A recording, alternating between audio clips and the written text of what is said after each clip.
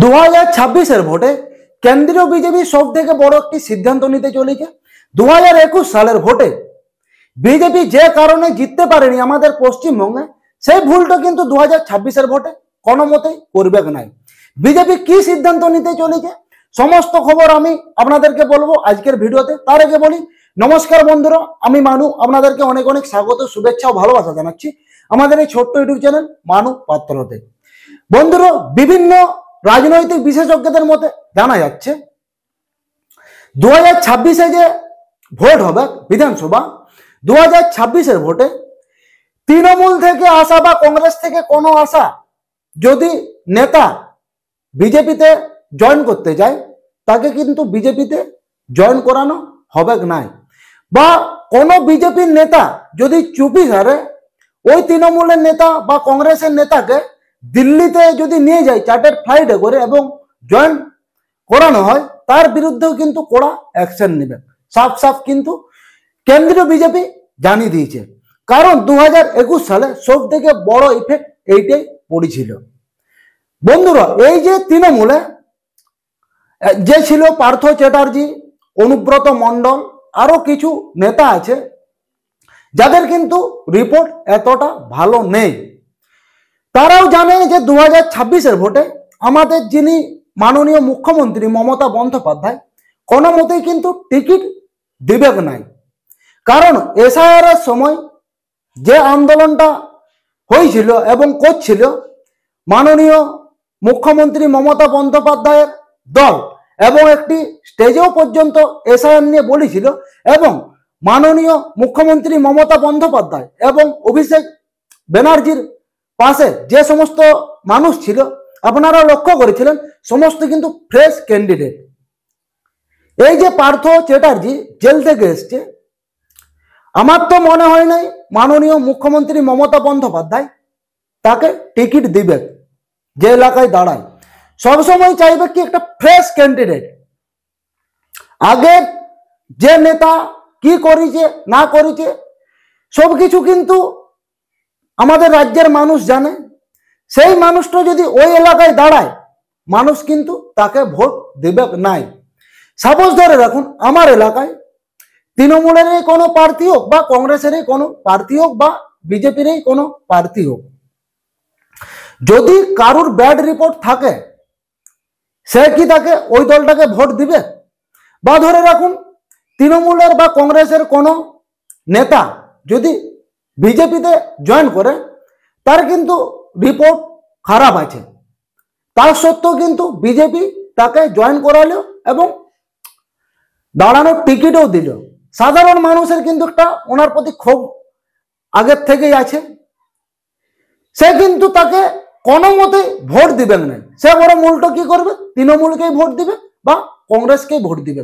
ওই ভুলটাই করেছিল কিন্তু 2021 ভোটে বিজেপি। শোভন বৈশাখী, মুকুল রায়, রাজীব কুমার, যে সমস্ত নেতা তৃণমূল ছেড়ে বিজেপিতে এসেছিল, আবার এক দুটো নেতা কি করলো, বিজেপি ছেড়ে আবার তৃণমূলে যোগদান করলো। বাবুল সুপ্রিয় আসানসোলে জিতেছিল, সে কি করলো, বিজেপি ছেড়ে আবার তৃণমূলে যোগদান করল। সেই রকম যদি অনুব্রত মণ্ডল বীরভূমে টিকিট দেওয়া হয়, তাকে কিন্তু সাধারণ মানুষ আবার যে ভোট দিবে সেটা কিন্তু আমার মনে হয় নাই। কিন্তু ওই সমস্ত এলাকায় আমাদের যিনি মুখ্যমন্ত্রী আছেন তিনি কোনো মতেই চাইবেন না তাদেরকে টিকিট দিয়ে দাঁড় করাবো। কারণ সে সবসময় চাইবে জিততে, জিতের জন্য সে চাইবে একটা ফ্রেশ ক্যান্ডিডেট। কারণ আমাদের রাজ্যে একের পরে যে সমস্ত কাণ্ড ঘটে চলেছে তা সাধারণ মানুষের সকলেরই জানা। শিক্ষা চুরির থেকে শুরু করে গরু চুরি কাণ্ড, কয়লা, সমস্ত কিছু এইসবের কারণেই কিন্তু মানুষ চাইছে যে একটা নতুন সরকার আসুক, পরিপূর্ণভাবে তাকে সাপোর্ট করব এবং তাকে ভোট দেব। কিন্তু বিপরীত যদি কোনো সেই দুর্নীতিগ্রস্ত মানুষকে, যে একজন পাক্কা চোর, তাকে যদি উল্টো যদি বিজেপি দলে টানে ওই লোকটিকে এবং টিকিট যদি দেয় তাকে কিন্তু সাধারণ মানুষ কোনো মতে ভোট দিবে নাই। সেইটি কিন্তু ভালোভাবে কেন্দ্রীয় বিজেপি অমিত শাহ বুঝতে পারছে এবং আমাদের রাজ্যে যিনি আছেন এখন সব থেকে মেন আমাদের দাদা শুভেন্দু অধিকারী, তিনিও অবশ্যই এই ব্যাপারে সমালোচনা করেছে দিল্লিতে গিয়ে, তারপরেই কিন্তু এই মন্তব্যটি নিয়েছে।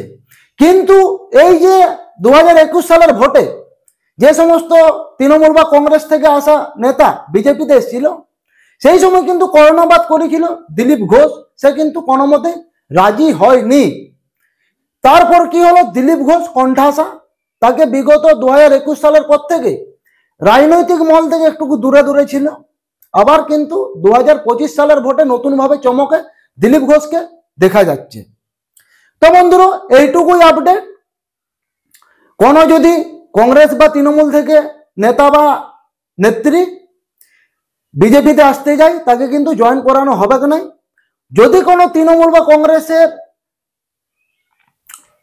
কর্মী যদি আসতে যায় তাকে কিন্তু নেওয়া হবে, কিন্তু নেতা নেত্রীকে নেওয়া হবে না, এবং যে জয়েন করাবে তার বিরুদ্ধেও কড়া পদক্ষেপ নেওয়া হবে।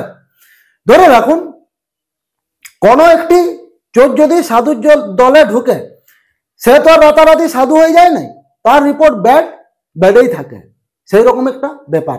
তো বন্ধুরা, এই বিষয়ে আপনাদের যদি কোনো মতামত বলার থাকে অবশ্যই কমেন্টে জানান। আর ভিডিওটি যদি অবশ্যই ভালো লাগে আপনাদের একটি লাইক করুন। আর এই চ্যানেলে নতুন যারা ভিজিট করেছেন অবশ্যই চ্যানেলটিকে সাবস্ক্রাইব করুন। আবার দেখা হচ্ছে নতুন কোনো ভিডিওতে, নতুন কোনো টপিক নিয়ে। ততক্ষণ আপনারা সবাই ভালো থাকুন, সুস্থ থাকুন, নিজের ফ্যামিলির প্রতি খেয়াল রাখুন। নমস্কার।